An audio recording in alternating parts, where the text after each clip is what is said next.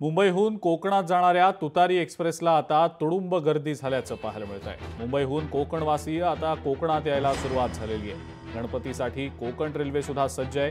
कोकण रेल्वेकडनं यंदाच्या वर्षी सुद्धा जादा रेल्वे गाड्यांचं नियोजन करण्यात आलेलं आहे। सिंधुदुर्गातल्या कुडाळ रेल्वे स्टेशनवर सध्या प्रवाशांची मोठी गर्दी पाहायला मिळते।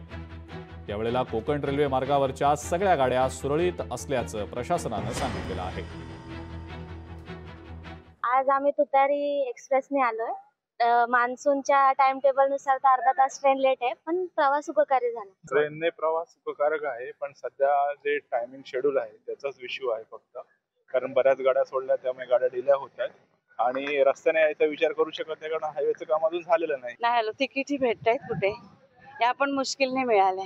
तर रेल्वेचा प्रवास सुरळीत आहे का? आहे। आणि टायमिंग वर आली का? हो आली। लोकशाही मराठी ऐका, पहा, जागरूक रहा।